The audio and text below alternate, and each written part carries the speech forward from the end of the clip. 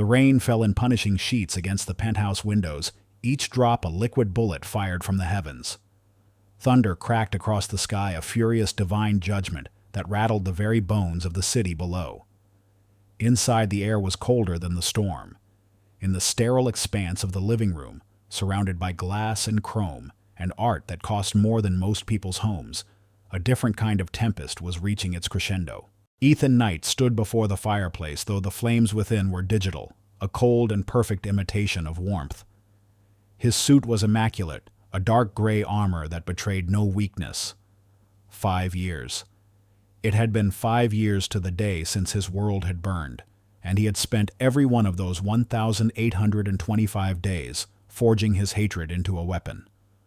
Tonight, he would deliver the final blow. His wife Serafina stood near the center of the room. She was a ghost in her own home, a pale, ethereal figure in a simple white dress that seemed to absorb the ambient light and leave her in soft focus. She had grown so thin over the years, the sharp angles of her collarbones and cheekbones a testament to the life she had endured. Yet, she was not broken.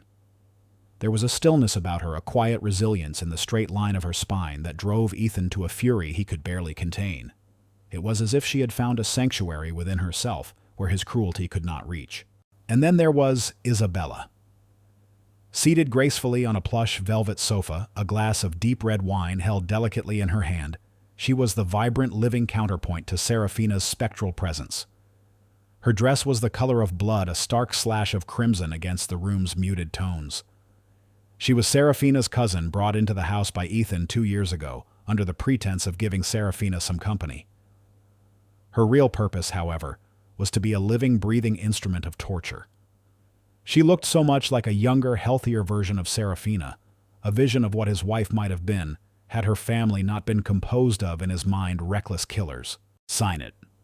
Ethan's voice was low-cutting through the rumble of the storm. It was not a request. On the polished marble coffee table between them lay a sheaf of documents, the thick, creamy paper, a stark contrast to the dark wood. A single elegant fountain pen rested beside it. Serafina's gaze remained fixed on the rain-streaked window on the blurred constellation of city lights far below. "What is it?" she asked, her voice a near whisper, fragile as spun glass. Isabella let out a soft, pitying sigh. "Oh, Sarah, must you be so difficult? It's just a formality. A final piece of business to close a very painful chapter for everyone." Ethan's jaw tightened. He walked to the table, his footsteps echoing on the marble floor. He picked up the top page, his movements precise and deliberate. "This," he said, the word clipped and sharp, "is the instrument of your atonement. It transfers the entirety of the DeLuca inheritance. The factories, the properties, the stock portfolios. Every last cent of the blood money your parents left you into my name." He let the paper drop back onto the stack. 5 years ago, your drunkard father and your equally pathetic mother got behind the wheel of a car and murdered my parents. They destroyed my life on the day it was supposed to begin. This house, this life I've allowed you to keep, was a cage, not a home. Tonight you will pay the final part of your family's debt." Serafina finally turned her head, her large dark eyes meeting his. They were pools of sorrow, but beneath the surface a flicker of something else, defiance perhaps, still burned. "My parents are dead, Ethan. They paid with their lives. And their reputation," Isabella added, taking a delicate sip of her wine. "A mercy, really. They didn't have to live with the shame. Their lives were not enough." Ethan countered, his voice dropping to a venomous hiss. He leaned forward, placing his hands flat on the table. "They took the architects of my future. In return, I will take the foundation of your past.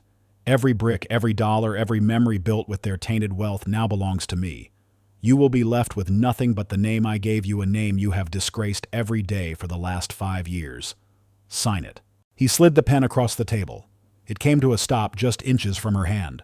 Serafina looked from Ethan's unyielding face to Isabella's triumphant smirk. She saw the trap for what it was. This wasn't about money. Ethan was already one of the wealthiest men in the country. This was about annihilation. He wanted to erase her, to sever her last connection to the life she had known before him, to render her utterly dependent on the man who despised her. Her thoughts were not on the inheritance, but on a quiet room in a secluded clinic miles away. On her younger brother Leo, the only other survivor of that terrible crash. His mind was shattered, his memories locked away behind a wall of trauma. The DeLuca fortune was the only thing that guaranteed his silent, constant care. It was the only shield she had left to protect him, and Ethan knew it. He had systematically stripped away every other piece of her life, and now he had come for the cornerstone of her last remaining purpose. Her hand trembled as she reached for the pen. The cool, heavy metal felt like a death sentence in her grasp. She could feel Ethan's predatory stillness, his satisfaction radiating across the space between them. She could feel Isabella's glee, a palpable, sickening energy. She uncapped the pen. The scratch of the nib on the paper was unnaturally loud in the silent room. Her signature, once a confident, flowing script, was now a jagged, hesitant line. Serafina DeLuca Knight. A name that was a contradiction, a lie. When she was finished, she pushed the documents away, her hand recoiling as if from a flame. There she whispered, "It's done." Ethan smiled, a cold, cruel twist of his lips that held no warmth. "Good. Now you are truly mine." He gathered the papers, his touch proprietary, as if holding the deed to her very soul. He thought it was over. He thought he had finally won, that he had achieved the peak of his revenge. But his victory felt hollow, the silence that followed anticlimactic. He needed more. He needed to see her spirit crumble into dust. His eyes scanned her, searching for one last vulnerability, one final thread to pull. And then he saw it. On her slender wrist was a simple bracelet, a string of moonstones that shimmered with a faint milky iridescence. It was not expensive, not ostentatious. It was the last gift her mother had given her just hours before the wedding, before the crash. "To light your way in the darkness, my love," she had said. One last thing, Ethan said, his voice soft again, dangerously so. He gestured toward her wrist. "That." Serafina's hand instinctively flew to cover the bracelet, a small protective gesture. A flicker of genuine fear crossed her face for the first time that night. "No," she said, her voice shaking but firm. "Not this. Anything but this." Her refusal was the spark on the dry tinder of his rage. It was the one thing he couldn't legally claim, the one piece of her he couldn't own. It represented a history, a love that had nothing to do with him. "You are in no position to refuse me," he snarled. "It has no monetary value," she pleaded, rising to her feet. It's hers.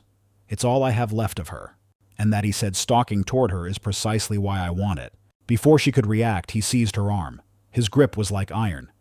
She struggled, a weak, desperate bird in the grasp of a hawk. With a sharp twist, he ripped the bracelet from her wrist. The delicate silver clasp snapped. The cool, smooth stones fell into his palm. He held it up, dangling it between his thumb and forefinger. The moonstones seemed to weep in the dim light. Serafina stared at his hand, her breath catching in her throat, a choked sob escaping her lips. "You see," Isabella said from the sofa, her voice laced with false sympathy. "It's just a thing, Sarah. Let it go." Ethan ignored her.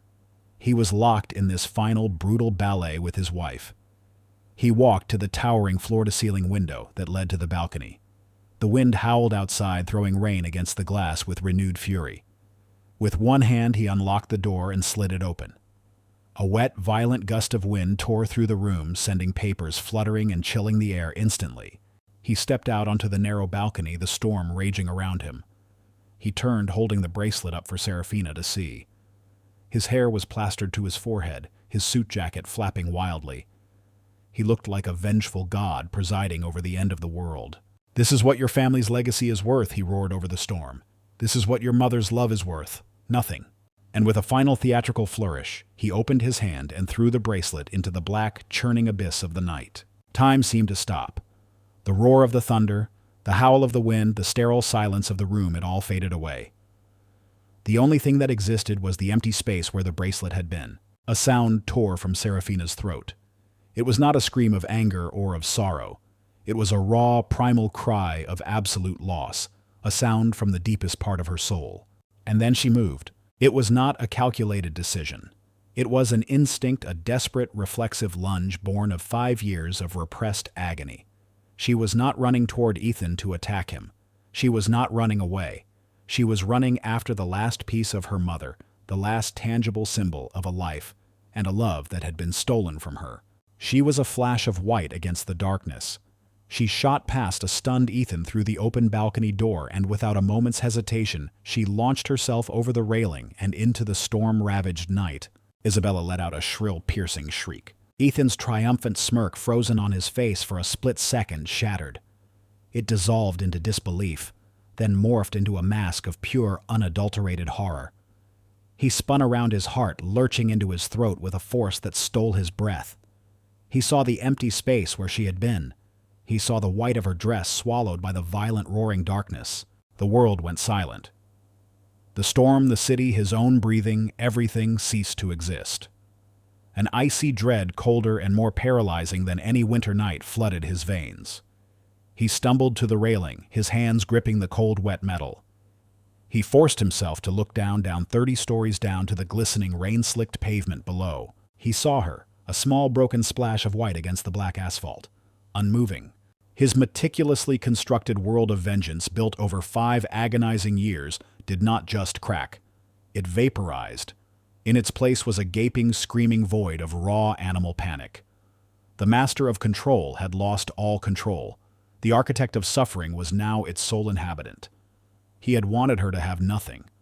Now, in a single horrifying instant, he realized he was the one who was truly, utterly alone. Ethan Knight's eyes shot open. A gasp tore from his lungs, a ragged, desperate sound that was swallowed by the oppressive silence of the master bedroom. His heart hammered against his ribs, a frantic prisoner trying to beat its way out. He was tangled in silk sheets, his body slick with a cold sweat, the ghost of a torrential downpour still clinging to his skin. He expected to feel the bite of the wind, the slickness of rain on his face, the horrifying, vertiginous drop in his stomach. Instead, there was only the gentle warmth of the morning sun slanting in golden bars through the automated blinds. The air was still conditioned to a perfect temperature. The scent of coffee, faint and distant, drifted from downstairs. He sat bolt upright, his breath coming in short, sharp bursts. He ran a hand through his damp hair, his fingers trembling. His chest, his face, they were dry. He was wearing silk pajamas, not a rain-soaked suit. A dream. The word was a life raft in a churning sea of panic. It had to be a dream. A nightmare conjured from the depths of his own bitter soul. A grotesque fantasy born from 5 years of simmering hatred. The sheer vividness of it, the weight of Serafina's broken body in his mind's eye, was just a manifestation of his stress, of the grim satisfaction he had anticipated from the anniversary. The relief that washed over him was so profound, it left him dizzy. He had not killed her. He had not stood on that balcony and watched her fall. It was a vile fiction of the night. He swung his legs out of bed, his feet sinking into the plush, cream-colored carpet. He needed to ground himself in reality, to wash the phantom blood from his hands. He walked to the vast window, the same window from his nightmare, and looked down. 30 stories below the city was alive and peaceful. Traffic flowed in orderly lines. Sunlight glinted off rooftops, and on the pavement where he had envisioned a tragedy, a street vendor was cheerfully arranging a cart of flowers. It was real. This was real. He was safe. She was safe. He let out a long, shuddering breath and headed for the shower. As the hot water cascaded over him, he scrubbed at his skin, trying to wash away the memory, the shame of what his own mind had been capable of inventing. He, Ethan Knight, was a man of cold, precise vengeance, not a monster who drove his wife to her death. He punished her, yes. He made her life a gilded cage of misery. But that final, horrific act, no. That was a line even he had not crossed. Dressed in a crisp business shirt and tailored trousers, he felt the familiar armor of his daily routine settle back over him. Control. That was his mantra. He had everything under control. He picked up his phone from the nightstand to check the morning's market reports. His thumb hovered over the screen, and then he saw it. The date. Displayed in clean digital script, Tuesday, August 18th. He blinked. That wasn't right. The anniversary, the date of his parents' death, was August 25th. The dream had taken place on the anniversary. Today should be the 26th. He stared at the number, a cold knot forming in his stomach. A glitch. It had to be a software glitch.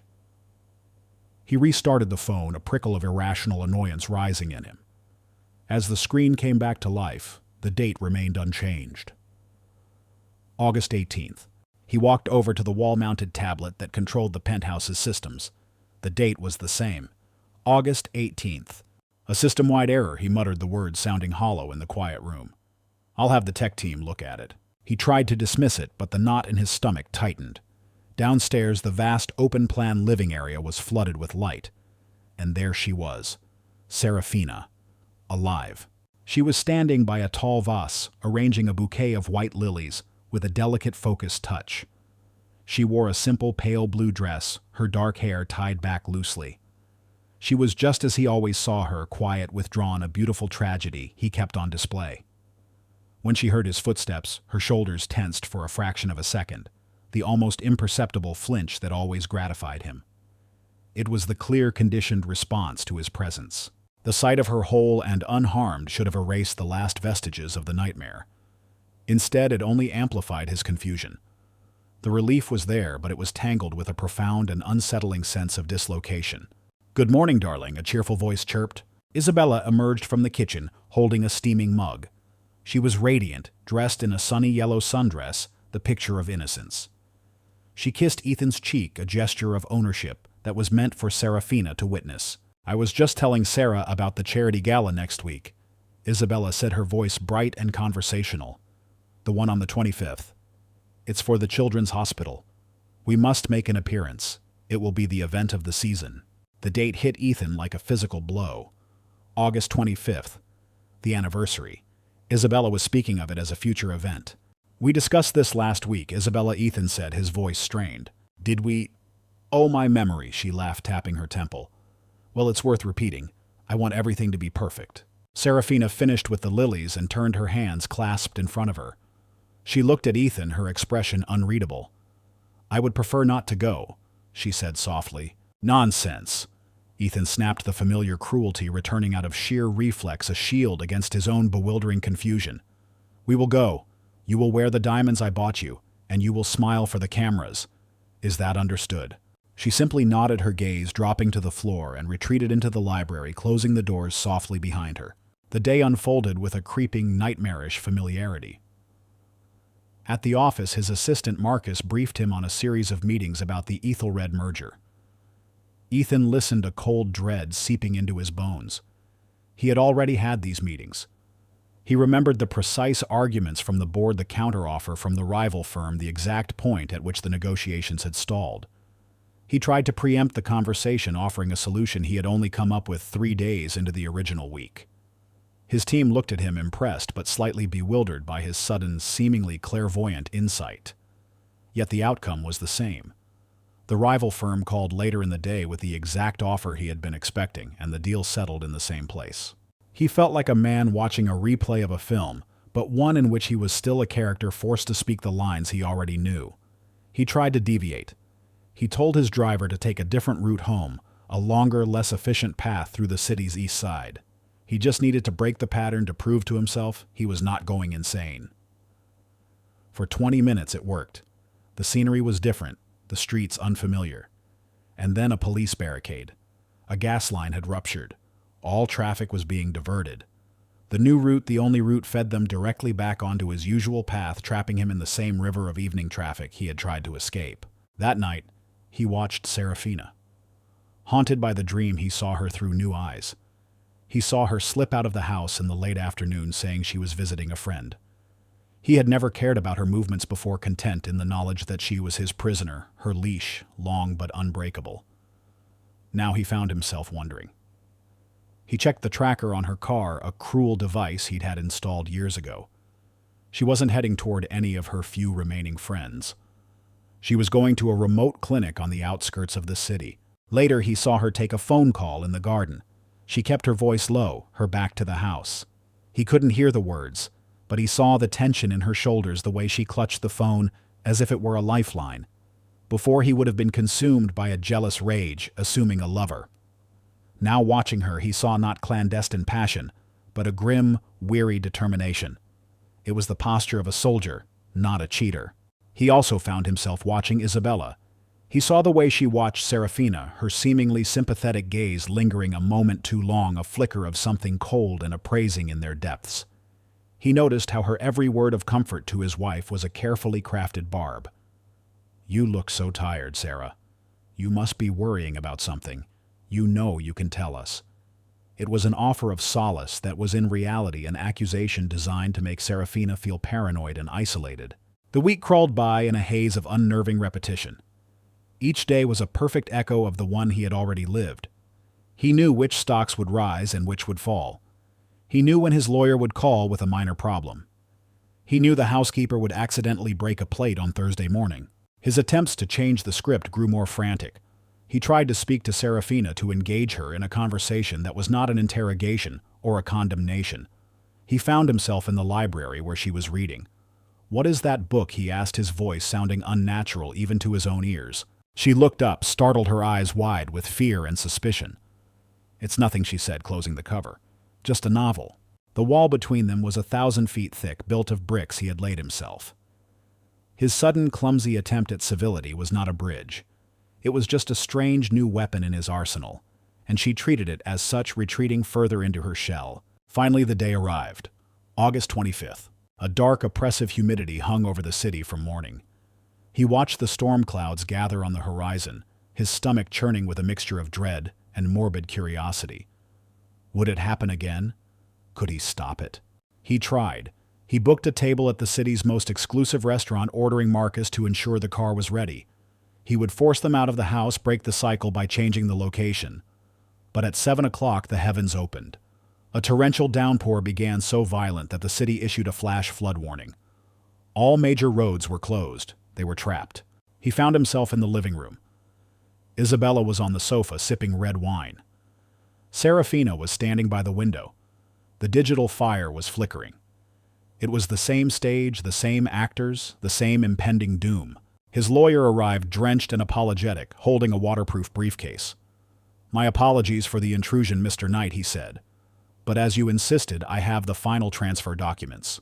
You said they had to be signed today." Ethan stared at him. He had not called his lawyer. He had specifically told Marcus to cancel all appointments for the evening. But here he was.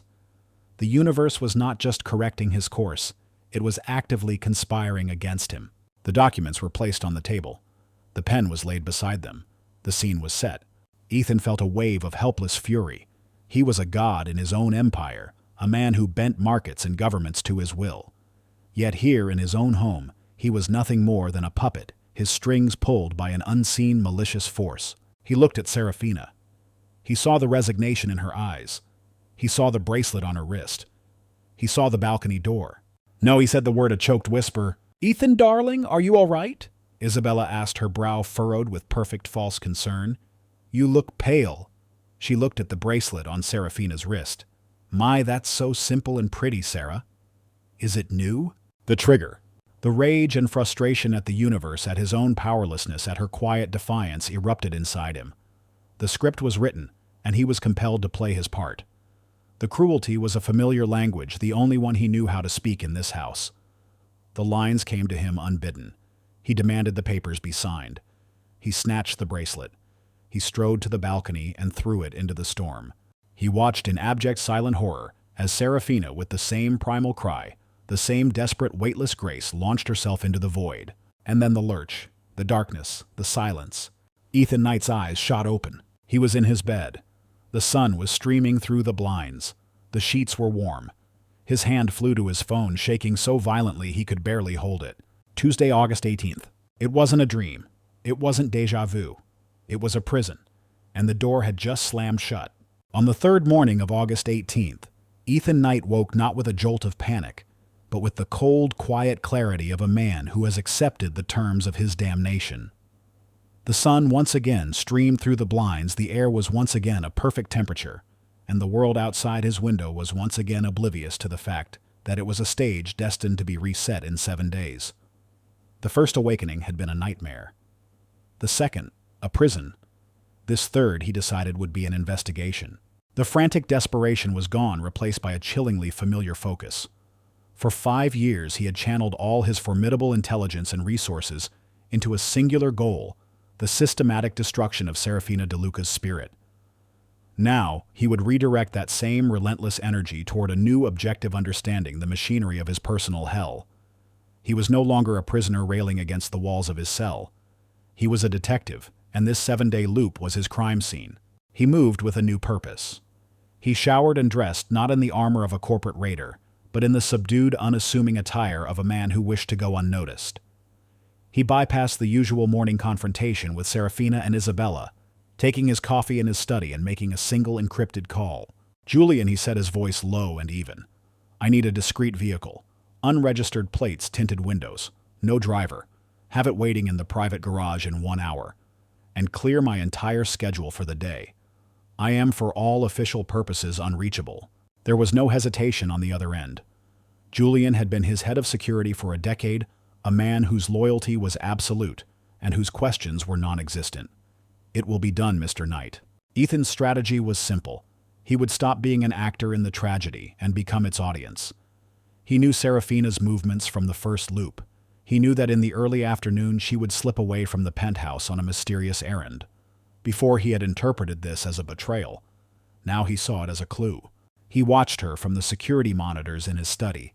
He saw her tell Isabella she was going to a small art gallery, a plausible but ultimately flimsy excuse.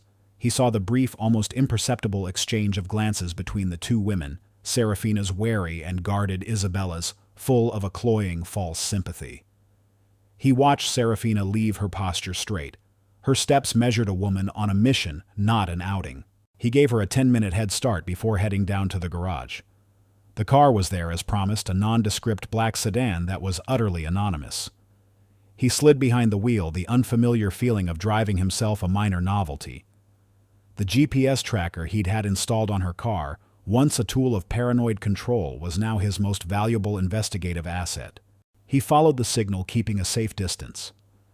The route led him away from the gleaming steel and glass spires of the financial district, away from his world of power and influence.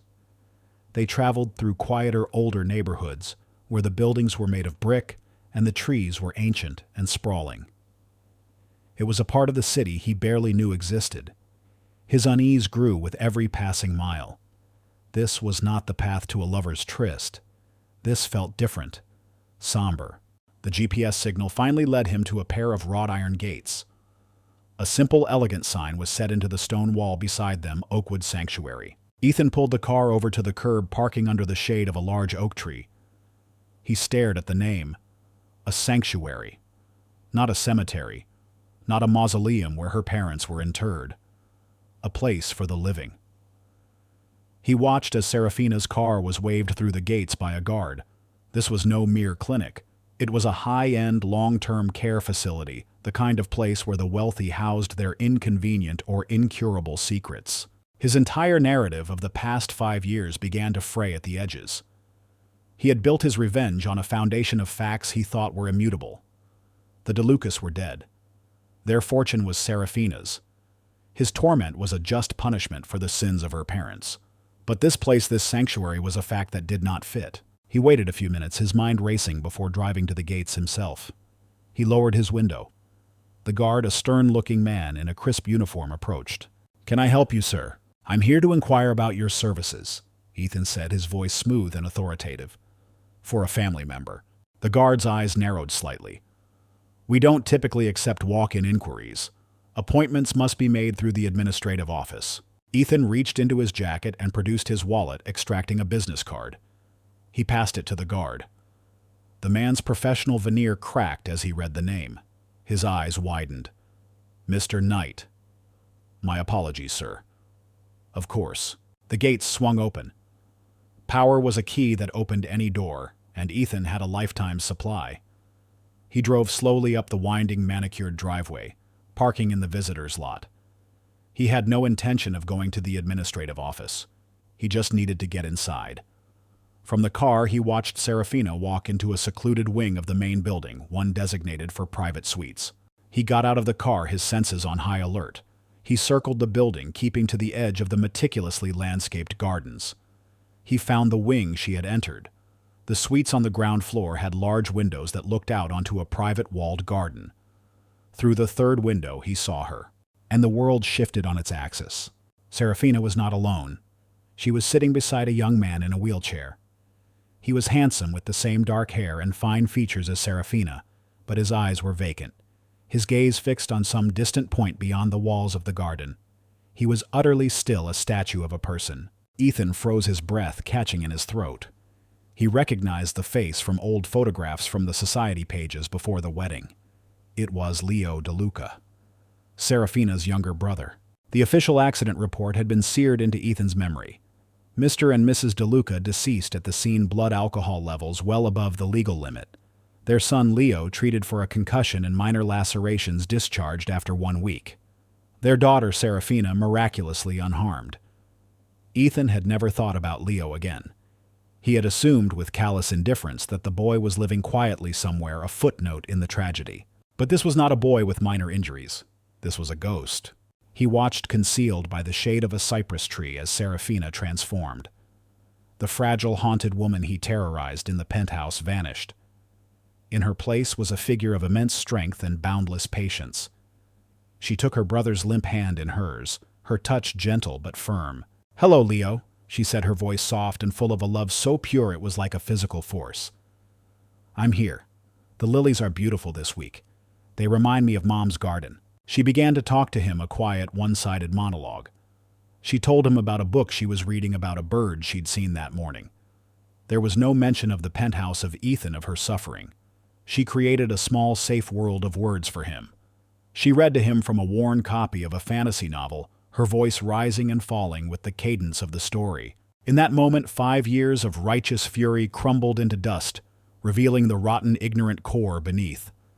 Her endurance, her silent acceptance of his every cruelty. It had never been about penance. It had never been about him at all. It was a shield.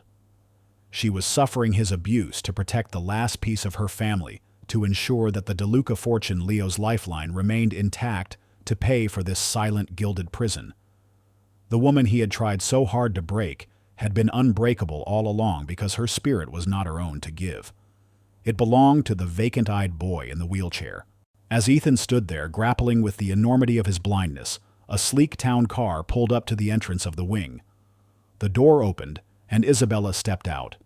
She was carrying a large, ostentatious bouquet of bright yellow roses, her face arranged in a mask of perfect angelic concern. Ethan's confusion morphed into a sharp, cold suspicion. Isabella had never once mentioned Leo's true condition. She had spoken of the DeLucas as a closed chapter, a tragic story that ended with the parents. Yet, here she was. He watched as a nurse greeted her warmly and led her to Leo's suite.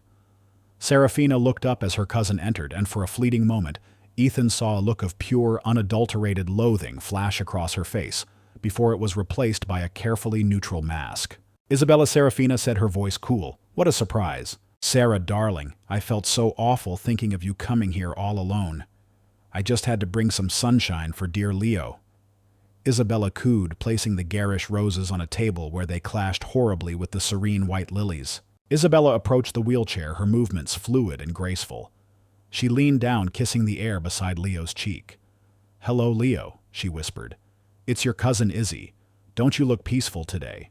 The nurse smiled, watching the tender scene before quietly excusing herself. The moment the door clicked shut, Ethan, watching with the focused intensity of a predator, saw the shift. Isabella's sweet smile tightened into something sharp and cruel. She leaned closer to Leo's ear, her voice too low for Ethan to hear, but her expression was one of venomous contempt. She reached down and squeezed her cousin's unresponsive hand, and then it happened. A reaction. Leo, who had been completely catatonic, flinched. His vacant eyes darted sideways, a spark of sheer terror igniting in their depths. A low, guttural moan escaped his lips, and his hand trembled violently in Isabella's grasp. It was a small thing, a flicker of life in the ashes, but it was undeniable. Isabella's presence was not a comfort. It was torture. Serafina was at her brother's side in an instant. "What did you do?" she hissed, her voice a blade. She gently pried Isabella's fingers from Leo's hand. Isabella straightened up, her face a picture of wounded innocence. I didn't do anything. He must have had a spasm." The poor thing. But Ethan had seen it all. He had seen the terror in Leo's eyes. He had seen the malice in Isabella's. He backed away from the window, his heart pounding a slow, heavy rhythm in his chest. He walked back to his car in a daze, his mind a maelstrom of shattered certainties. The pieces were reassembling themselves into a new horrific picture. The accident. Leo, the silent witness. Serafina, the fierce protector, and Isabella, the smiling serpent he had welcomed into his home. The car crash was no longer a simple tragic act of negligence. It was the center of a dark and sprawling conspiracy. And he, in his blind, arrogant quest for revenge, hadn't been the dispenser of justice. He had been the perfect tool, a weapon of rage and grief wielded by the very person he had allowed closest to him. The fire of his hatred still burned, but for the first time in 5 years it was beginning to turn, seeking a new and far more deserving target. The fourth awakening was a declaration of war. Ethan opened his eyes on the morning of August 18th, not to the confusion of a prisoner, but to the cold resolve of a general deploying his troops. He knew the battlefield now, this repeating 7-day slice of time. He knew the enemy, the smiling, duplicitous woman sleeping in the guest suite down the hall. And he knew the civilian he had to protect, even if she saw him as the greatest threat on the field. His objective for this loop was twofold: disrupt Isabella's operations and probe her defenses. He would become a ghost in his own house, a poltergeist of minor inconveniences and subtle sabotages, all designed to throw her off her meticulously planned game. His first opportunity came that very evening. In the previous loops, he knew that Isabella would orchestrate a small, cruel piece of theater before they were due to attend a formal dinner with some of Knight Industries' board members. She would accidentally spill a glass of Merlot on the simple, elegant white dress Serafina had chosen, a dress that belonged to her mother. She would then insist Serafina wear a garish, ill-fitting gold dress Isabella had bought for her, a color that washed out her complexion and made her look sickly. It was a petty act of dominance designed to undermine Serafina's confidence. This time Ethan was ready. He stood in the living room, a glass of ice water in his hand, pretending to study a painting as Isabella came sweeping in, her own glass of Merlot held aloft. She was on a direct intercept course with Serafina's bedroom. "Ethan, darling, you're brooding again," Isabella said, her voice a playful chide. "You should be getting ready." "Just admiring the brushwork," he said calmly. As she passed behind him, he pivoted, a sudden, clumsy movement that was perfectly timed. He stumbled, jostling her arm. The red wine sloshed over the rim of her glass, cascading down the front of her own expensive cream-colored silk blouse. Isabella shrieked, a sound of genuine shock and fury. "My blouse, it's ruined." Ethan's face was a mask of contrived apology. "Isabella, I am so sorry. How clumsy of me." He took the glass from her hand. "Here, let me get you a cloth." Her eyes for a split second flashed with reptilian coldness. She knew on some primal level that this was no accident, but she could not prove it. He had taken her weapon, the performance of innocent clumsiness, and used it against her. "Don't bother," she snapped, her voice tight with rage. "I'll have to change completely." She shot a venomous glare in the direction of Serafina's room before storming off. When Serafina emerged 20 minutes later, she was wearing her mother's white dress. She looked beautiful, a pale moonflower in the dim light of the hallway. She saw Ethan watching her and flinched, expecting a cutting remark about her choice of attire. "The car is waiting," was all he said, his voice neutral. It was the first small victory. A meaningless skirmish, perhaps, but it was a start. His next move was more significant. He knew from his surveillance in the previous loop that a medical courier delivered a package to the penthouse every Wednesday. He suspected it contained Leo's weekly progress reports from Oakwood. He also suspected Isabella was intercepting them. On Tuesday afternoon, he summoned his head of household staff. "For the next few weeks, I'm implementing a new security protocol," he announced, his tone leaving no room for argument. "All deliveries, mail packages without exception, are to be brought directly to my study. Nothing is to be left at the reception desk. Nothing is to be handed to anyone else. Is that clear?" The staff, accustomed to his sudden and inscrutable commands, simply nodded. The following day, a sealed manila envelope was placed on his desk. It was from Oakwood Sanctuary. He slid it open. Inside were Chart's nurse's notes and a detailed report from Leo's neurologist. He read through the technical jargon, his stomach tightening. Leo's condition was static, with one alarming exception. The report noted recurring episodes of heightened anxiety, elevated heart rate, and an increase in nocturnal disturbances. These episodes, the doctor noted with some confusion, seemed to occur most frequently on Tuesdays and Fridays, the days Isabella visited. The proof was circumstantial, but it was there in black and white. Her visits were not benign. They were actively harming him. He resealed the envelope and had it placed with the rest of the mail. When Isabella came looking for it later, she was told it had been delivered to Mr. Knight's study, a room she was implicitly forbidden from entering. He had cut off one of her channels of information and control.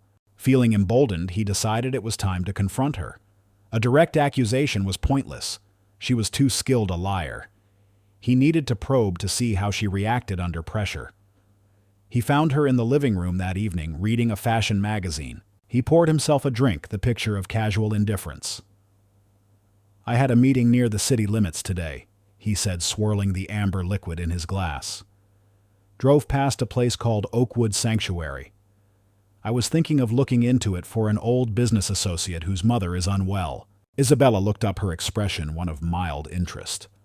"Oh, I've heard it's a very fine establishment." It seemed so. Ethan continued, taking a sip. "Imagine my surprise when I saw your car in the visitor's lot. I had no idea you knew anyone there.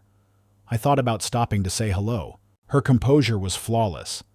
There was a flicker of something in her eyes, surprise, calculation, but it was gone in an instant, replaced by a deep and convincing sadness. She placed a hand on her heart. "Oh, Ethan," she sighed, her voice soft with sorrow. "You saw me. I didn't want to burden you with it. I go sometimes to visit Leo. I wasn't aware you were so close." He pressed his gaze sharp. "Close? He's my cousin."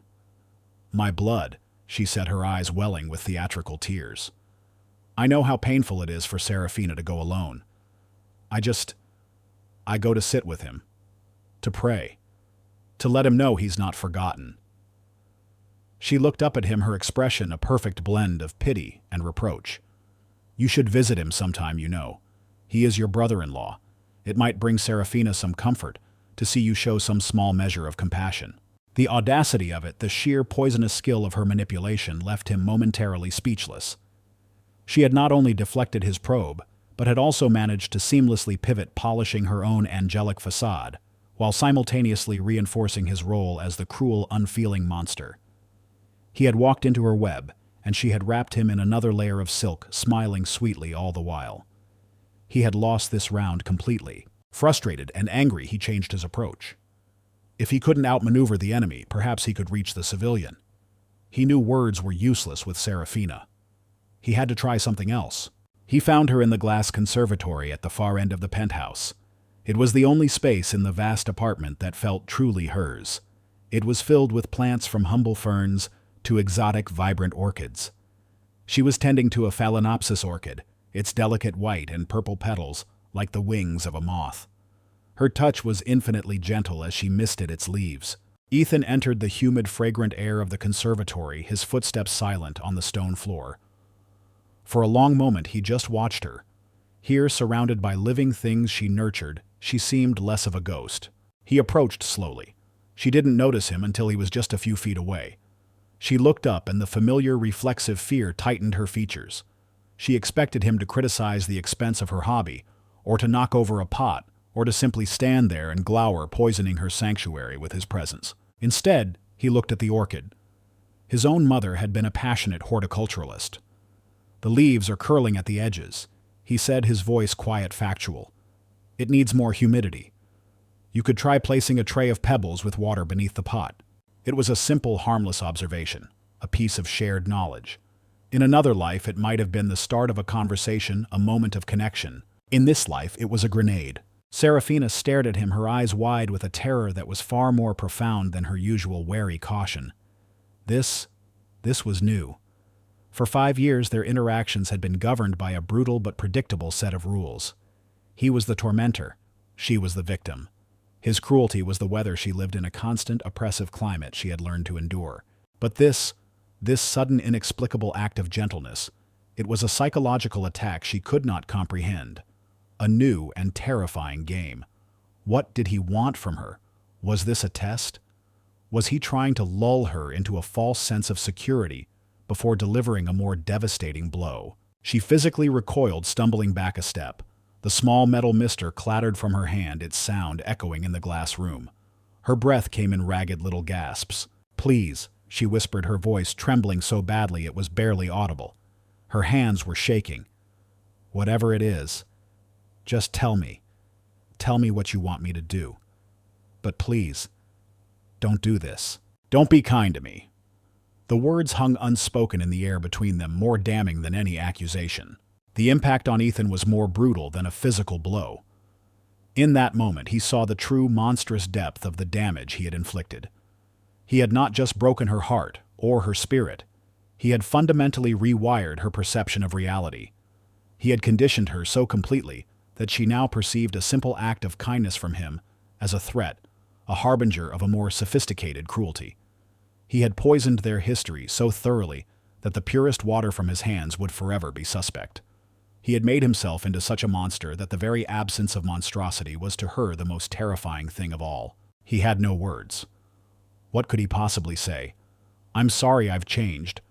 The woman you think is your friend is our enemy." They were meaningless sounds.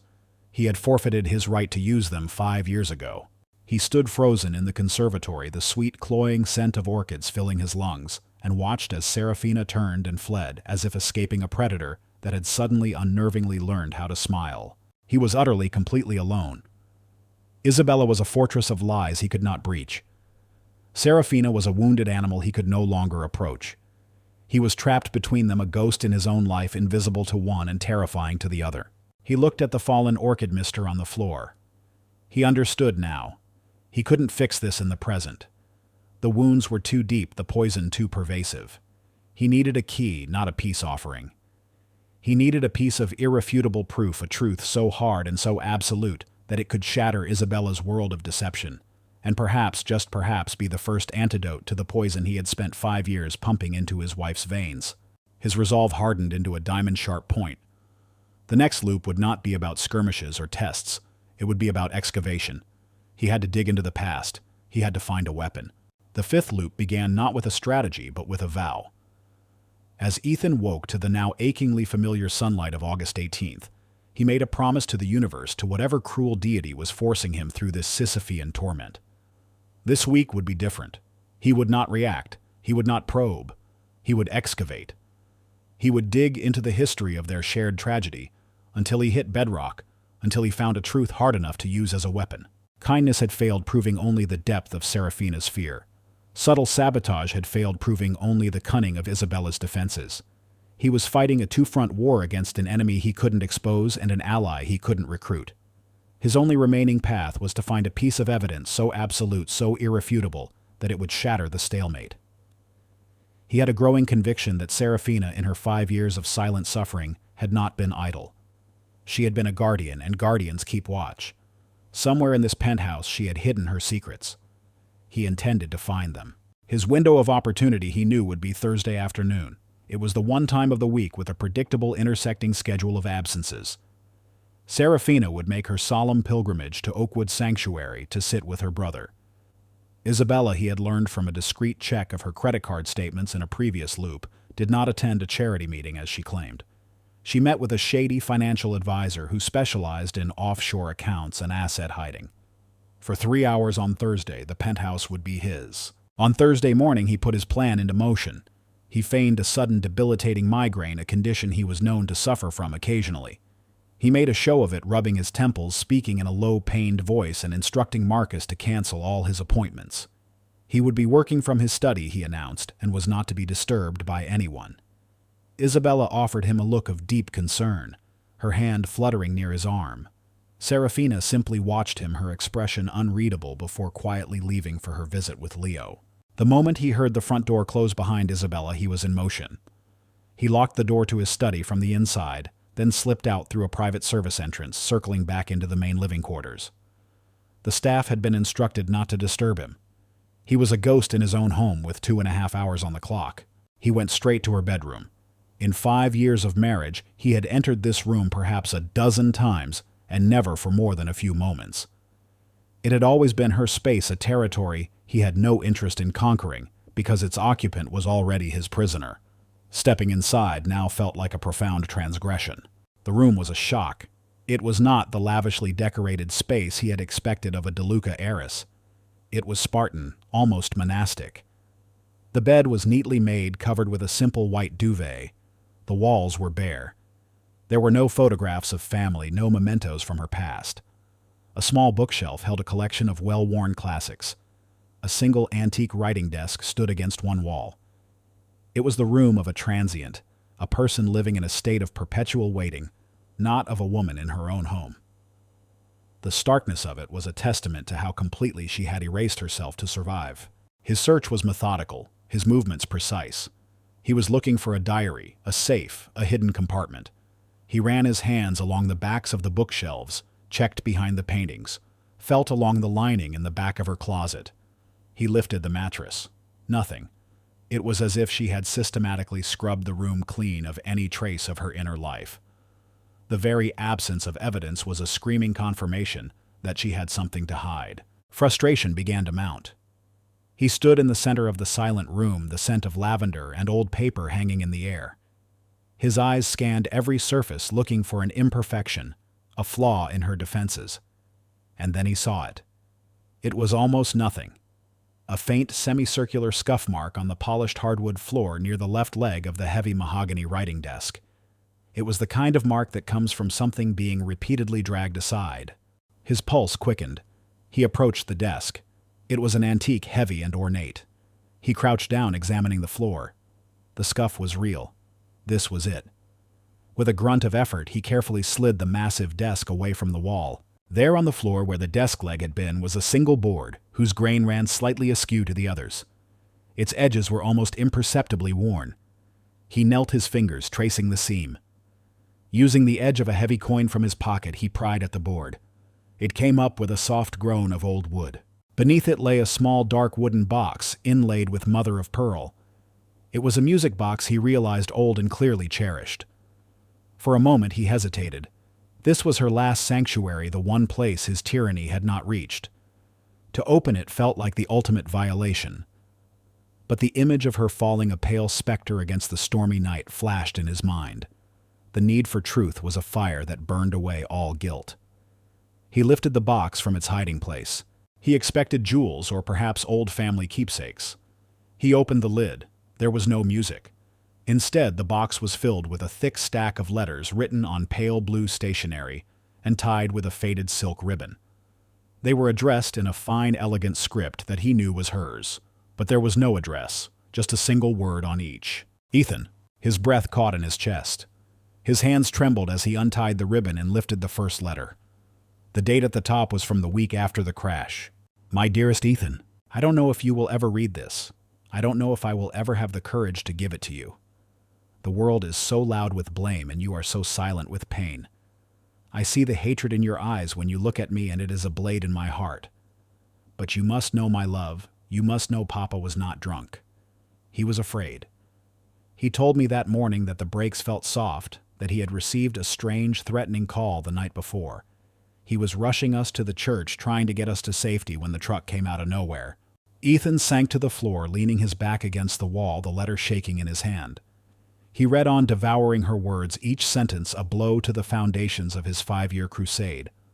The letters were a secret chronicle of her nightmare, a diary addressed to the man who was her jailer. He read of her quiet investigation in the months that followed.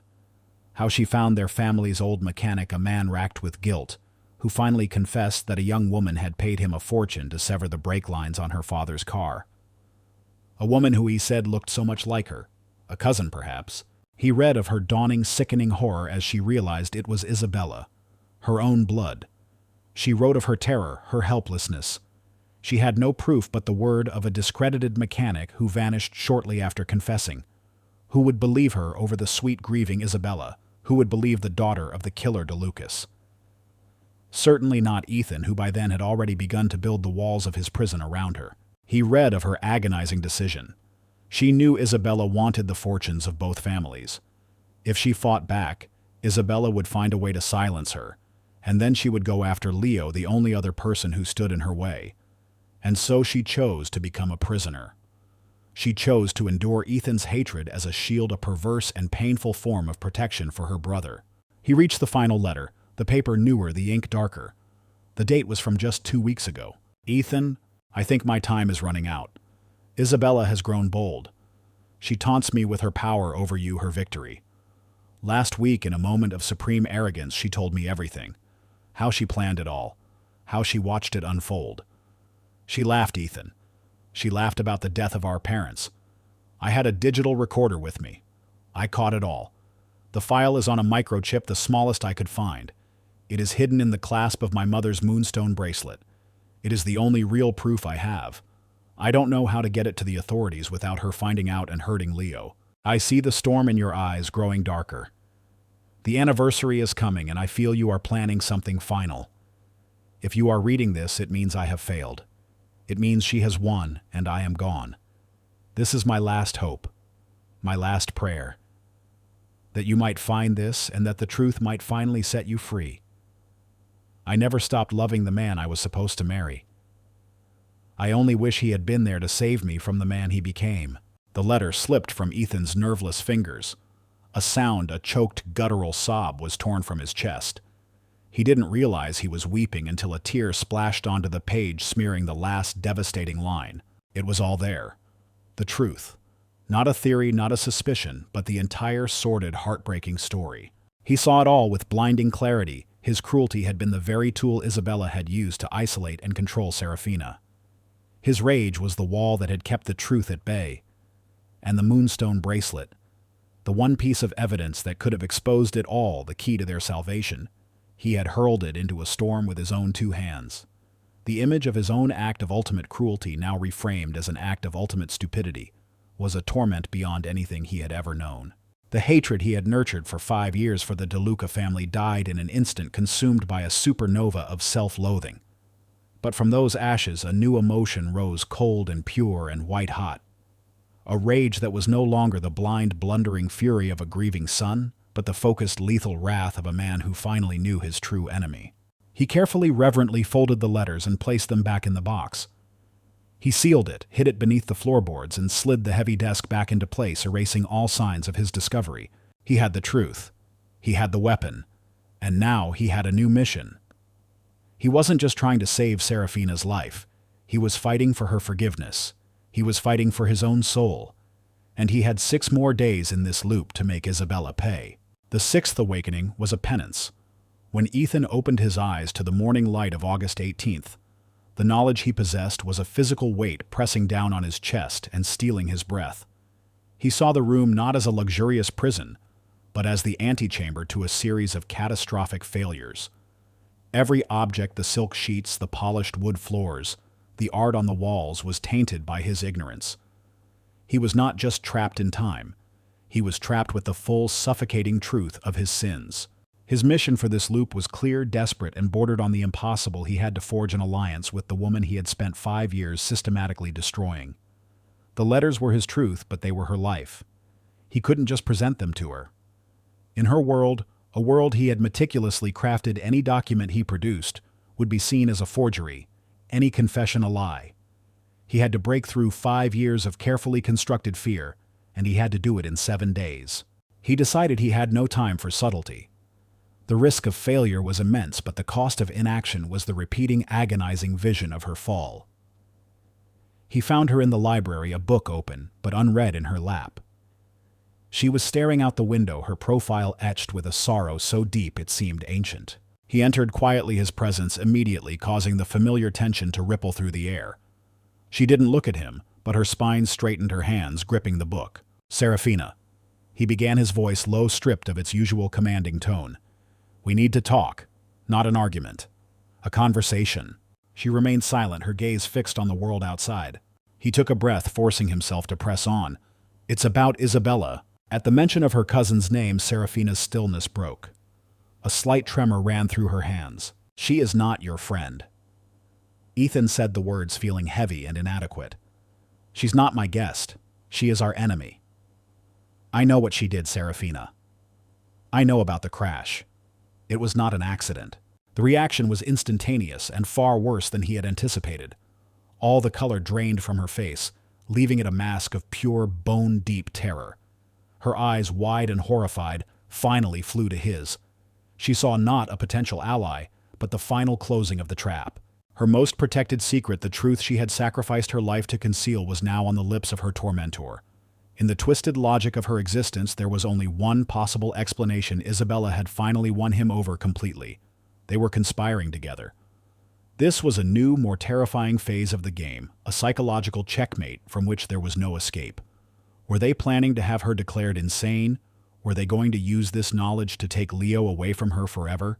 She scrambled to her feet, the book tumbling to the floor. She backed away from him, her hands raised slightly as if to ward off a blow. "I don't know what you're talking about."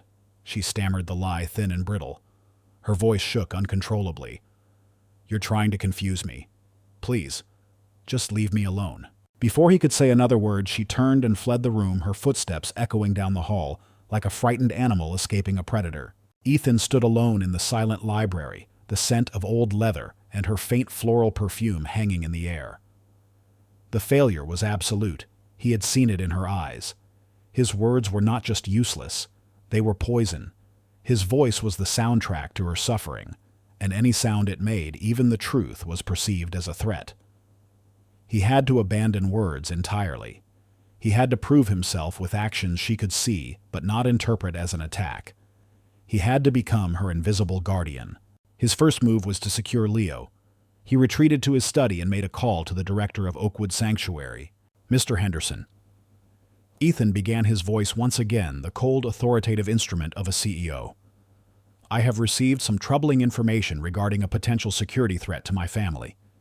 As Leo DeLuca's legal next of kin through marriage, I am insisting on a new set of protocols effective immediately." He laid out his terms. Leo was to have a dedicated, highly vetted private nurse assigned to him 24 hours a day. No visitor was to be left alone with him under any circumstances. He then delivered the master stroke. "This applies especially," he said, his voice laced with feigned concern, "to his cousin Isabella Rossi. She is under a great deal of emotional strain from the family tragedy. We are concerned her enthusiasm could be detrimental to a patient in Leo's fragile state. It is for her protection as much as his." He had framed his protection of Leo as a compassionate restriction on Isabella. Henderson, eager to please a man of Ethan's power and wealth, agreed without question. With a single phone call, Ethan had cut off Isabella's primary access to her victim. His second move was to unleash his own formidable intelligence network. He summoned Julian to his study. "I want to know everything about Isabella Rossi." Ethan commanded, his eyes like chips of ice. "This isn't a background check. This is a vivisection. I want every financial transaction, every phone call, every text message, every trip she's ever taken. I want to know about a mechanic who worked for the DeLuca family 5 years ago. I want to know about offshore accounts, gambling debts, and secret meetings. Use any resource break, any rule. I want her entire life from birth until this morning on my desk. Find me the web, Julian." Julian simply nodded, his expression grim. "Consider it done." As Ethan waged his silent war, Serafina existed in a state of heightened fear and profound confusion. The change in her husband was unnerving. The day after his bizarre confrontation in the library, Isabella returned from her visit to Oakwood in a barely concealed fury. "Can you believe it?" she raged, storming into the living room where Serafina was arranging flowers. "They treated me like a criminal. A nurse hovered over my shoulder the entire time, watching my every move. She said it was a new policy from Ethan. He's become a paranoid tyrant trying to control every aspect of our lives." Isabella clearly expected sympathy and alliance in their shared victimhood under Ethan's thumb. But as she ranted, Serafina felt not anger, but a cool, secret wave of relief. The constant gnawing fear she felt for Leo whenever Isabella visited had suddenly inexplicably been neutralized. Then she began to notice the other changes. Ethan had stopped tormenting her. The cold glares, the cutting remarks, the suffocating weight of his presence, it all ceased. He became a ghost in the penthouse, moving through rooms with a quiet, grim purpose. If he entered a room where she was, he would pause and then turn and leave, affording her a space he had never given her before. The silence that fell between them was no longer the charged, hateful silence of a cold war. It was something else, something she couldn't decipher. It was a silence of truce. The most jarring event happened on Friday evening. The three of them were in the living room, a tense quiet reigning. Isabella, ever the provocateur, tried to ignite the familiar fire. "Ethan, darling, don't you think Serafina is looking exceptionally pale this evening?" she asked, her voice dripping with false concern. "I do worry she isn't eating properly. She's become so fragile." It was the classic bait. In any of the countless evenings of the past 5 years, Ethan would have seized upon it, launching into a cruel tirade about Serafina's weakness, her pathetic nature, her deserved suffering. Serafina braced herself for the inevitable verbal assault, but it never came. Ethan, who had been staring into the digital fireplace, slowly turned his head. He didn't look at Serafina. He looked directly at Isabella, and his eyes were flat, cold, and utterly devoid of the furious energy she was trying to incite. "That's enough, Isabella," he said. His voice was quiet, but it carried an authority that was absolute. It was not the voice of her co-conspirator. It was the voice of a judge passing sentence. He then rose to his feet and walked out of the room without another word. Serafina stared at the empty doorway, her heart hammering. She had just witnessed the impossible. He had refused the bait. He had defended her. In his own cold, detached way, he had protected her from Isabella. That night she lay awake in her Spartan room, the events of the week replaying in her mind. His terrifying words in the library, the new restrictions at Oakwood, his sudden shocking defense of her. Her theory that he and Isabella were conspiring together no longer made sense. His actions were not those of an ally to Isabella. They were the actions of an adversary. She found herself slipping out of bed, her feet silent on the cold floor. She moved the heavy desk, her muscles straining, and lifted the loose floorboard. She pulled out the small wooden box and held it in her hands. The letters inside were her most precious, painful secret. They were a prayer to a man who had become a monster, a plea to a god who had long ago turned to stone. But what if the stone was beginning to crack? Meanwhile, in his study, Ethan sat bathed in the blue glow of a monitor. The information from Julian was flooding in. A web of Shell Corporation's secret wire transfers and a trail of debt leading back to a casino in Monaco. And a name. A mechanic found living under an alias in another country, now willing to talk in exchange for protection. He had the external proof. He had neutralized the immediate threat to Leo. He had, in his own clumsy way, shielded Serafina. He had done all he could from a distance. The week was drawing to a close, and the storm of the 25th was gathering on the horizon. He looked at a picture on his screen, a grainy security image of Isabella meeting with a man at a small cafe. A tiny, fragile ray of hope pierced the darkness of his self-loathing. He had the truth. He had the proof. But they meant nothing if he couldn't find a way to bridge the burning chasm between himself and Serafina before the loop reset, before he had to watch her fall all over again. The 7th loop began on the evening of August 24th, less than 24 hours before the storm, before the fall, before the reset. Ethan had spent the week as an invisible sentinel, a phantom guardian waging a war of attrition against Isabella. He had shielded Leo and starved Isabella of information, but these were merely defensive maneuvers. The stalemate remained. He had proven he was no longer Isabella's puppet, but he had failed to prove he could be Serafina's ally. He was running out of time. He knew he had one last chance before the timeline snapped back to its beginning. Words had failed him. Kindness had terrified her. He had only one thing left to offer proof. He found her in the conservatory, the glass-walled sanctuary that was her only refuge. The air was warm and humid, thick with the scent of damp earth and blooming orchids. She was standing motionless, looking out at the city lights beginning to twinkle in the encroaching dusk. She did not turn as he entered, but he saw her reflection in the glass, her body tensing, her expression hardening into the familiar protective mask. This time he did not speak. He walked to a small wrought iron table and placed a thin gray file folder on its surface. The sound it made was soft, but in the stillness of the conservatory it was as loud as a gunshot. She turned, then, her eyes full of wary suspicion. "I am not asking you to trust me," Ethan said, his voice quiet and even devoid of any command or emotion. "I am not asking you to believe me. I am asking you to look at this." He met her gaze for a long moment, trying to convey an urgency and sincerity that his voice could no longer carry. He then turned and left her alone, closing the glass door softly behind him, leaving the folder sitting between them like a bridge to a country she was certain was hostile. Serafina stood frozen, her heart a frantic drum against her ribs. Every instinct, honed by 5 years of Pavlovian conditioning, screamed at her that this was a trap. The file was a new, insidious instrument of torture. It would contain falsified psychiatric evaluations declaring her unstable. It would hold forged documents implicating her in some financial crime. It was a prelude to the final act of her destruction. But the events of the week warred with her instincts. His silent protection of Leo, his inexplicable defense of her against Isabella's barbs. His actions were a confusing counter-narrative to her deeply held beliefs. For the first time in a half-decade she was uncertain, and that uncertainty was a powerful, terrifying force. With a trembling hand she reached for the folder. Her fingers hesitated over the cover before she finally resolutely opened it. The first page was a series of bank statements from a Cayman Islands bank under a shell corporation named Viridian Holdings. She saw the deposits, a series of large, untraceable wire transfers, all dated within the week of the crash, 5 years ago, totaling millions of dollars. The account holder was Isabella Rossi. Her breath hitched. The next page was a photograph. A grainy, candid shot of a middle-aged man with a weary face and fearful eyes standing outside a small apartment in a foreign country. She recognized him instantly. It was Marco, their family's mechanic for over 20 years, the man who had vanished without a trace, a month after the accident. The final pages were a preliminary transcript of a conversation with him recorded only 2 days ago. The words leaped off the page, searing themselves into her mind. She told me his brakes had been faulty.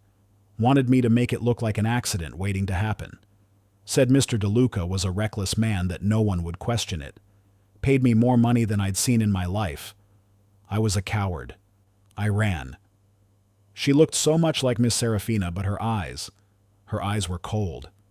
So cold. The folder slid from her nerveless fingers, its contents spilling across the floor. It was all there. The truth she had carried alone, a crushing secret in the dark, now laid bare in the sterile light of bank records and a terrified confession. He knew. Ethan knew. But he wasn't brandishing it like a weapon. He was giving it to her. The foundation of her reality, the simple, brutal equation of her life. Ethan is the enemy. Isabella is the threat cracked. A new, impossible variable had been introduced. He was acting against Isabella. He was gathering the very proof she had prayed for.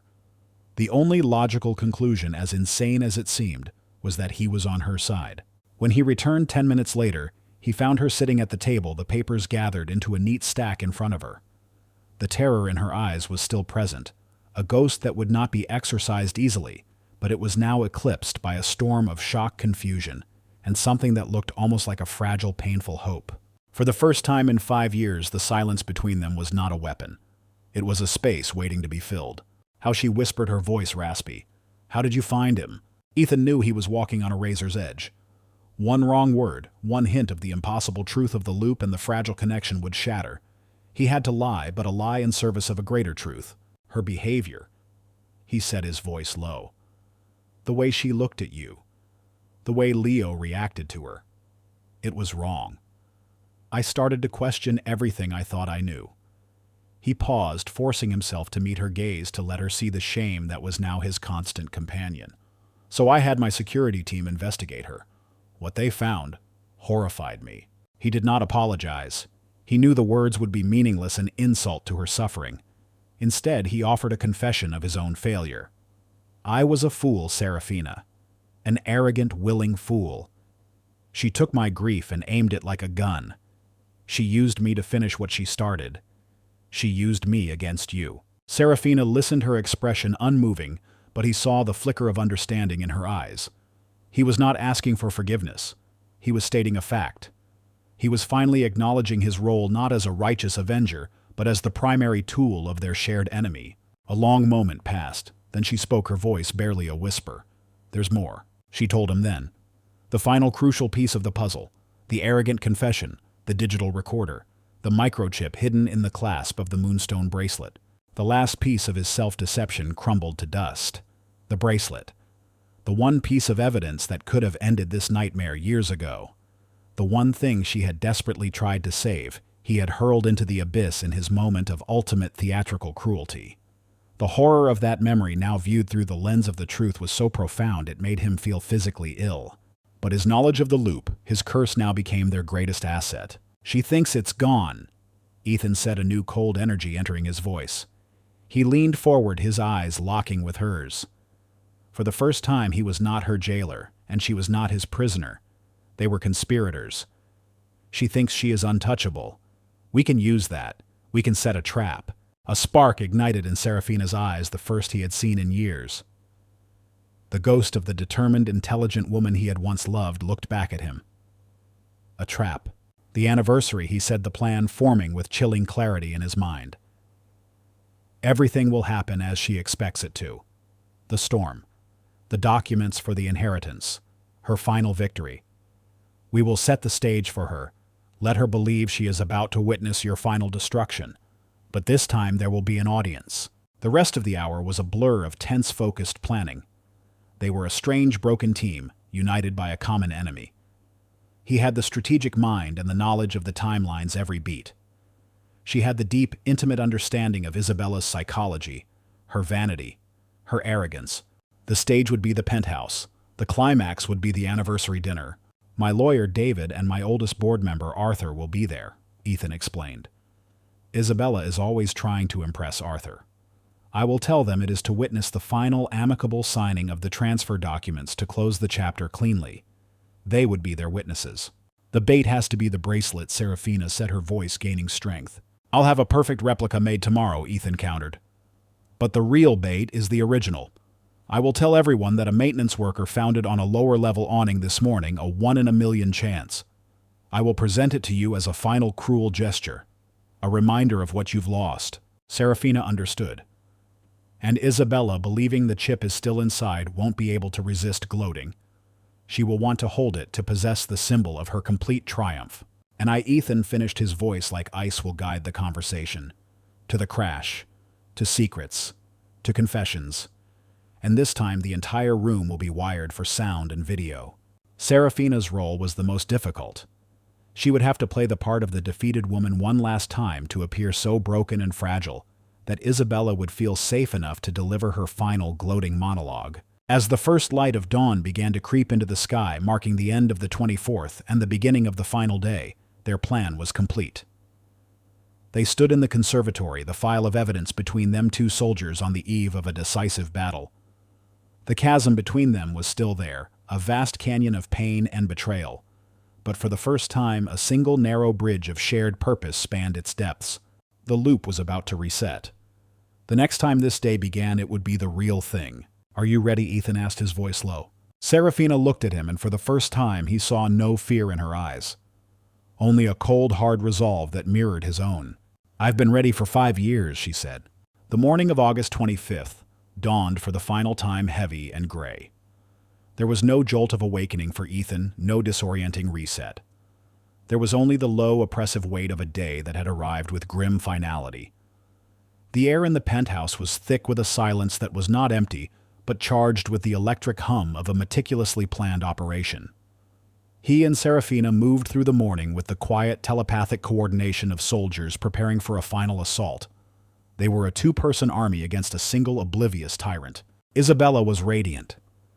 Believing this to be the day of her ultimate triumph, she was incandescent with victory. She wore a dress of emerald green, the color of envy and greed that clung to her figure. She floated through the rooms, her laughter echoing in the tense quiet, a stark, jarring note in the carefully composed symphony of the impending trap.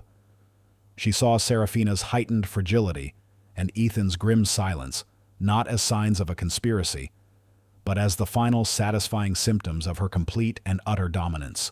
Ethan made the calls. His voice was a calm professional instrument as he spoke to his lawyer David Chen and then to Arthur Vance, the venerable silver-haired chairman of his board. A final piece of business, Arthur, Ethan said into the phone. The DeLuca inheritance. Serafina and I feel it's best to have trusted friends present for the signing. A formal, civilized end to a painful chapter. Please join us for a small dinner this evening to bear witness. Arthur, a man who valued propriety and order above all else, agreed immediately. The witnesses were secured. The jury was impaneled. Serafina played her part with an Oscar-worthy conviction. She was a wraith. Her movements slow and listless, her eyes perpetually downcast. She picked at her food, spoke only when spoken to, and flinched whenever Ethan came near. She was the perfect portrait of a woman broken beyond repair, a performance designed to inflate Isabella's arrogance to the bursting point. As evening fell, the sky broke.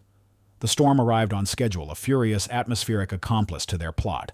Rain lashed against the windows, and the deep, percussive rumble of thunder underscored the growing tension within the penthouse walls. David and Arthur arrived together, shaking the rain from their coats, their faces sober and professional. They were here, as they understood it, to witness the sad but necessary dissolution of a family legacy, their presence lending a quiet gravitas to the proceedings. Ethan, Arthur said, clasping his shoulder. A difficult day. I'm sorry it has come to this. Thank you for being here, Arthur. David Ethan replied, his face a mask of cold formality. Your presence is appreciated. He led them into the living room. Isabella greeted them with a brilliant, welcoming smile, playing the role of the gracious hostess to perfection. Serafina simply nodded a meek, sorrowful acknowledgement of their presence before retreating to a chair in the corner, making herself as small as possible. The stage was set. Ethan gestured to the marble coffee table where the thick stack of inheritance documents waited a silent, damning prop. If we are all ready, he said, his voice echoing in the room. The performance began. Ethan stood cold and remote as David Chen briefly explained the legal ramifications of the transfer. Serafina was then called forward. She approached the table, her steps hesitant, her hand trembling as she reached for the pen. She looked at Ethan, her eyes wide with a perfectly feigned look of pleading despair, a final silent appeal for a mercy she knew would not come. Isabella, perched on the edge of the sofa like a beautiful predatory cat, could not resist the urge to pounce. It's for the best, Sarah. She cooed, her voice dripping with poison disguised as pity. A clean break is what everyone needs to move on. Don't you agree, Arthur? Arthur Vance merely cleared his throat, his discomfort palpable. Serafina signed the documents, her signature a barely legible scrawl. She pushed the papers away and sank back into her chair, a portrait of utter defeat. Isabella's smile widened. Her victory was signed, sealed, and witnessed. But the play was not over. There is one last item of business, Ethan said, his voice cutting through the quiet. He walked to a side table and picked up a small black velvet box. The air crackled. This was it. The moment the trap would be sprung. He walked back to the table and placed the box before Serafina. His face was a mask of calculated cruelty, a perfect imitation of the monster she had known for 5 years. A maintenance worker found this on a 5th-floor awning this morning. He lied, his voice smooth as silk. An unbelievable stroke of luck. It seems it didn't fall all the way that night. I believe it is yours. He opened the box. Lying on the black velvet was the moonstone bracelet. Serafina gasped, her hand flying to her mouth. The shock that crossed her face was utterly genuine, though not for the reason anyone else in the room believed. Seeing the bracelet, the cause of so much pain, and now the instrument of their justice, was an emotional jolt of unimaginable intensity. She reached for it, her fingers trembling. Ethan snapped the box shut before she could touch it. No, he said, his voice cold. I don't think you deserve it. It should be a reminder of the DeLuca legacy, and as of tonight, that legacy is nothing but ash. It belongs to me now, like everything else. Isabella, watching this display of final petty cruelty, was ecstatic, but she was also alarmed. She saw the bracelet, the one object in the world that contained the secret of her crimes, being claimed by the one man whose grief she had so carefully manipulated. She could not allow it to remain in his possession. Oh, Ethan, don't be so cruel, she chided, rising gracefully to her feet. She glided over to the table, her emerald dress shimmering. Let her have it. What harm can it do now? It's just a worthless sentimental trinket. She reached down and with a proprietary air took the bracelet from the box herself. She wanted this. She wanted to be the one to hand Serafina this final symbolic defeat. She held it dangling from her fingers, the moonstones glowing softly. This was the signal. Ethan turned his gaze from her to his guests. Arthur, David, he said, his voice taking on a new, serious tone. You both remember the details of the crash 5 years ago. The official report was quite clear. Drunk driving. Isabella froze for a fraction of a second, the bracelet still in her hand. A flicker of unease crossed her features. But there have always been inconsistencies. Ethan continued, his eyes now locked on Isabella. Things that didn't add up. Things I was too blind with grief to see. For instance, the strange, almost mystical importance that has always been placed on this one simple bracelet. Now it was Serafina's turn. She looked at Isabella, her eyes wide with manufactured terror, and delivered her line. Isabella, please, don't, she begged, her voice a choked whisper. You promised you would never tell anyone. The line was a work of genius.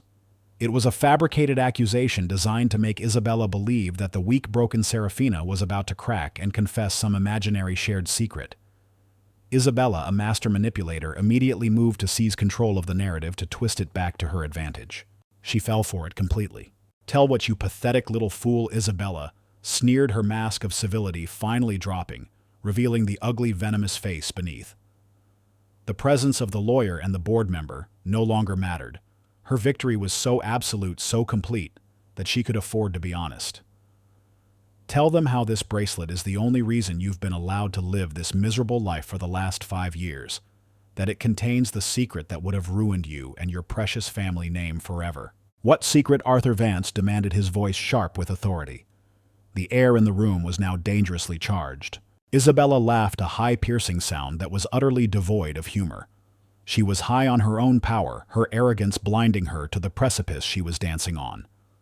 She turned her hateful gaze on Serafina, her voice rising as she delivered the monologue they had been waiting 5 years to hear. The secret is that your sainted parents weren't just drunks. They were liabilities to my future. I did what needed to be done to clear the path. The sabotage of the brakes, the convenient timing of the truck. It was a masterpiece of planning, and you, she hissed, shaking the bracelet at Serafina. You were my insurance policy. This little trinket holds the proof of my genius, not that anyone will ever hear it now. As the last damning word left her mouth, a voice filled the room. It was calm, clear, and chillingly familiar. It was her own. It was a masterpiece of planning, and this little trinket holds the proof. The words, a perfect echo of her own, emanated from a series of small, invisible speakers placed around the room. Simultaneously, with a soft whir, a large projection screen descended from a hidden recess in the ceiling, replacing a massive abstract painting. On it, a crystal-clear high-definition video began to play. It was a tight shot of Isabella's face captured by a micro-camera hidden in the digital fireplace, her features twisted with venomous pride, as she spoke the very words that were now echoing around her. Isabella stood frozen, a statue of emerald green, the moonstone bracelet slipping from her nerveless fingers to clatter loudly on the marble floor. Her face, projected 10 feet high, was a mask of slack-jawed, uncomprehending horror. She looked from the damning image on the screen to Ethan's cold, triumphant face, to Serafina's steady, resolute gaze. In that single horrifying moment, she finally understood. This had not been a signing. It had been a trial, and she had just delivered the prosecution's closing argument live and on camera. As her world imploded, a new sound cut through the stunned silence of the room. A heavy, authoritative knocking at the main door of the penthouse. Ethan looked at the shattered woman before him, his voice a quiet, final judgment. Checkmate. The sound of the heavy oak door swinging open was the sound of reality crashing in.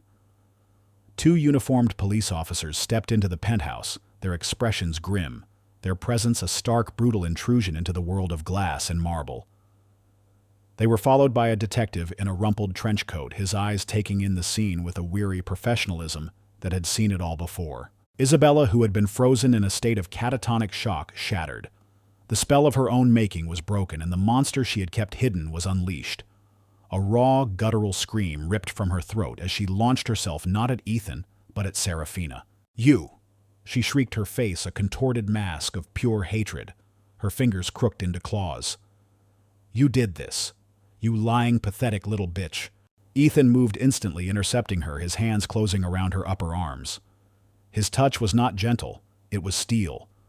For a moment they struggled, a grotesque parody of an embrace, her emerald dress a slash of color against his dark suit. She's a liar. They're framing me. Isabella screamed at the officers, her eyes wild. He's obsessed with her. He planned this all to get rid of me.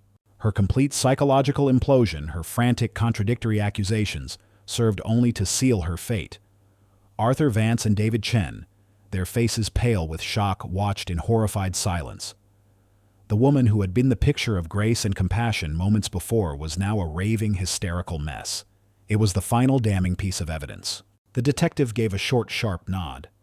The officers moved in firmly but dispassionately, taking Isabella from Ethan's grasp. They cuffed her wrists behind her back, the metallic click unnaturally loud in the suddenly quiet room. Her fight was over. She went limp, her body racked with shuddering sobs as they led her out of the penthouse and out of their lives. As the door closed, a profound, deafening silence descended. Arthur Vance finally spoke, his voice hoarse. My God, Ethan, for 5 years. She was right here. Yes, Ethan said, his voice flat, hollowed out. She was. That night, after the witnesses had given their statements and the initial crime scene unit had departed, Ethan walked through the silent apartment. He felt a strange, subtle shift in the air, a release of some immense cosmic pressure. The feeling of being watched by an unseen force, of being a puppet on a string, was gone. He went to bed half expecting, half dreading the familiar lurch of the reset. But when he woke, it was not to the dread of repetition. Sunlight, clear and bright, streamed through the window. The storm had passed. He reached for his phone with a hand that was not quite steady. The screen lit up. Wednesday, August 26th. The loop was broken. The prison had vanished. He was free. The realization brought no joy, no relief. It brought only a vast, terrifying emptiness. The singular, all-consuming mission that had defined his existence, first revenge, then discovery, then justice, was over. And now, for the first time in 5 years, he had to face the wreckage of the life he had actually lived. The weeks that followed were a maelstrom of legal proceedings and lurid media headlines. The evidence against Isabella was a mountain insurmountable and absolute: the video confession, the audio recordings, the financial trail, the sworn testimony of the mechanic whom Ethan's security team had flown in from his hiding place. The trial was a formality. The public narrative of the Knight DeLuca tragedy was rewritten overnight. The DeLucas were posthumously exonerated, their final act recast from one of drunken negligence to one of heroic sacrifice. Isabella Rossi became a household name, a modern-day Borgia, a cautionary tale of greed and sociopathy. And Ethan Knight was portrayed as the ultimate victim, a tragic Gatsby-esque figure, a man cruelly deceived by a monster disguised as an angel.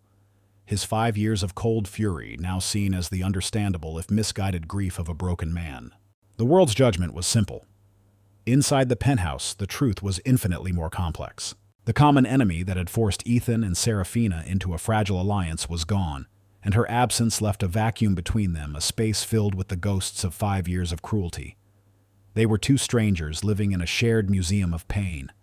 He did not know how to speak to her. An apology felt like a profound insult to the scale of her suffering.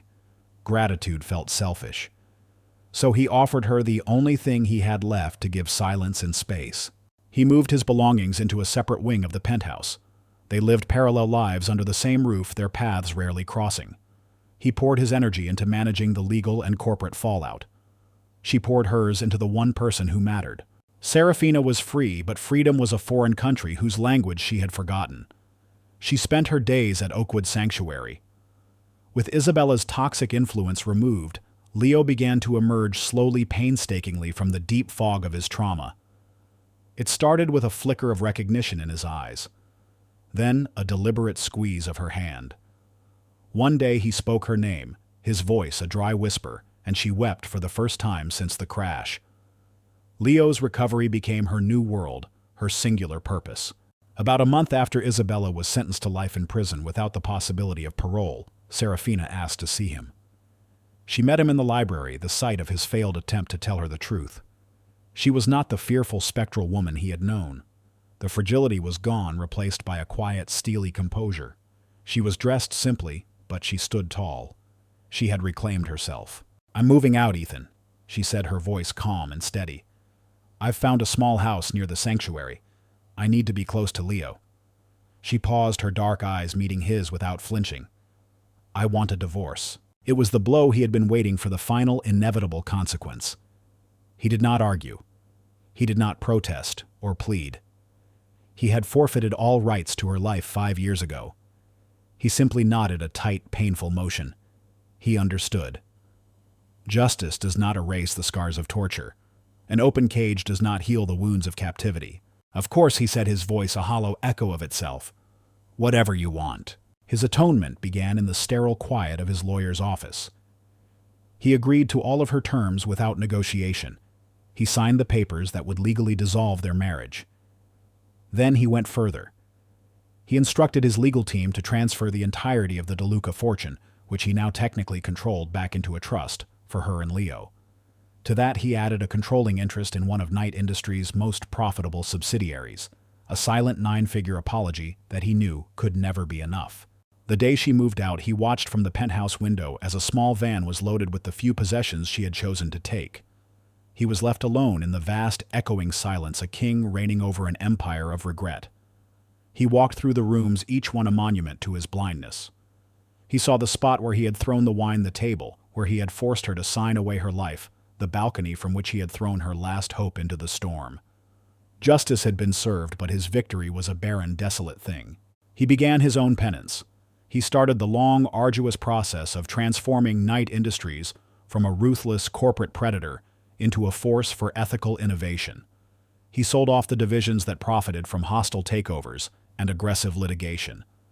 He established the Leo DeLuca Foundation, a nonprofit dedicated to funding cutting-edge research into traumatic brain injuries, endowing it with $1 billion of his personal fortune. His atonement would not be in words he could no longer speak to her, but in actions he could offer to the world. 6 months later, the foundation held its inaugural charity gala. The ballroom was filled with a glittering crowd of doctors, researchers, and philanthropists. Ethan stood near the back of the room, a quiet, somber figure in a black tuxedo. The arrogant, untouchable titan of industry was gone, replaced by a man who carried the immense weight of his past in the lines around his eyes. And then across the crowded room he saw her. She had come. She was standing with Leo, who was leaning lightly on a handsome ebony cane, his vacant stare replaced by a quiet, intelligent awareness. Serafina was not the ghost he had haunted, nor the warrior she had been forced to become. She was simply herself. She wore a simple dark blue dress. She was smiling a small, genuine smile as she listened to her brother speak to a renowned neurologist. She looked happy. She looked peaceful. As if feeling his gaze, she looked up. Their eyes met across the throng of people. The noise and motion of the room seemed to fade away. She did not smile at him, but she did not look away in fear. The haunted look was gone. After a long moment, she gave him a single, almost imperceptible nod. It was not forgiveness. It was not an invitation. It was not a promise of reconciliation. It was an acknowledgement, a quiet recognition of the separate parallel roads they now walked. It was closure.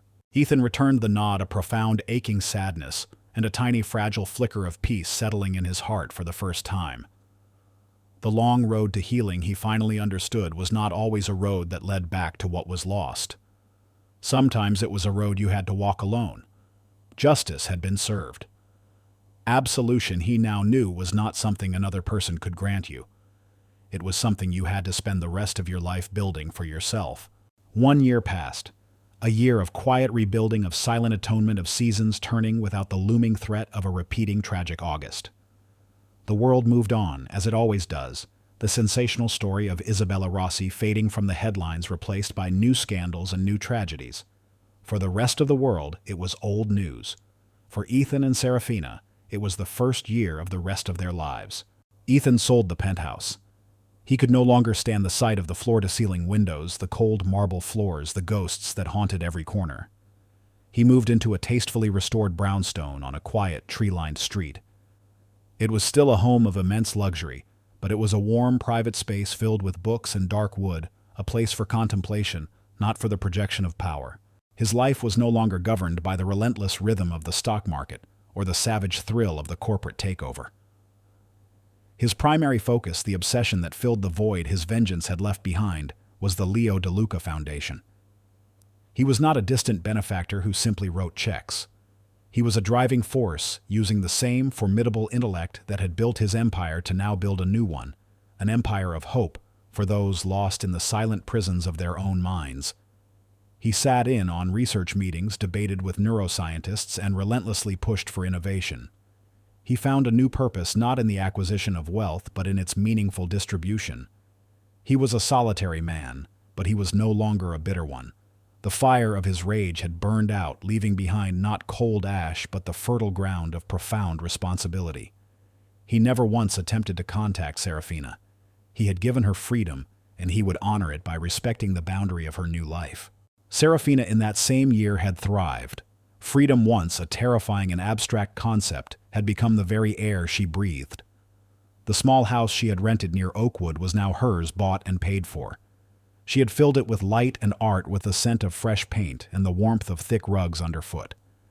It was a home, the first true home she had known since she was a child. She had opened a small art gallery in the city's burgeoning arts district. It was called the Moonstone Gallery.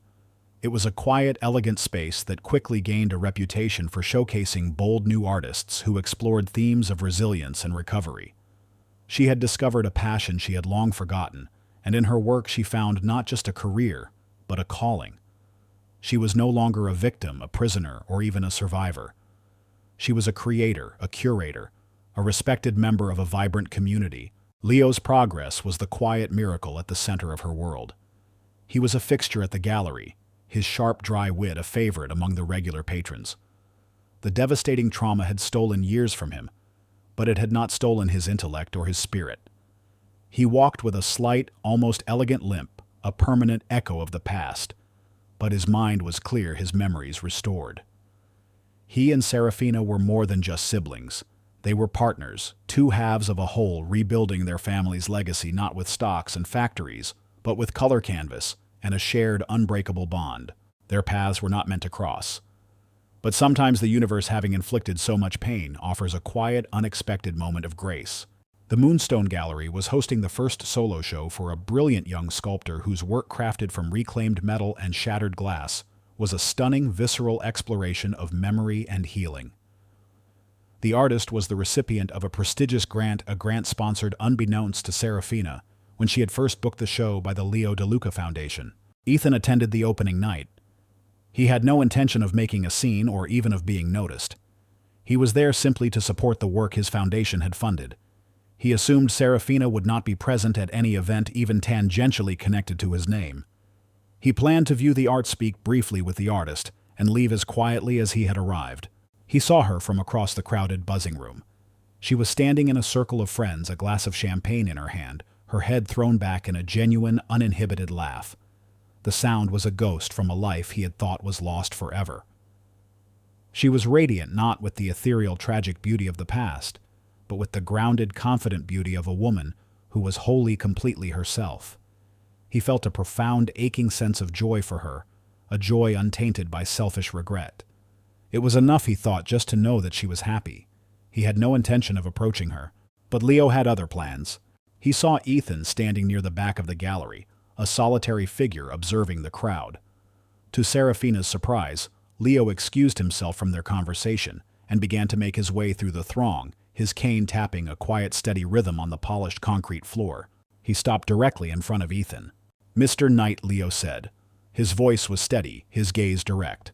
The vacant eyes were a distant memory. These eyes were sharp, intelligent, and held no trace of fear. Ethan was stunned. "Leo," he managed to say, "you're looking well." "I am," Leo said with a wry smile.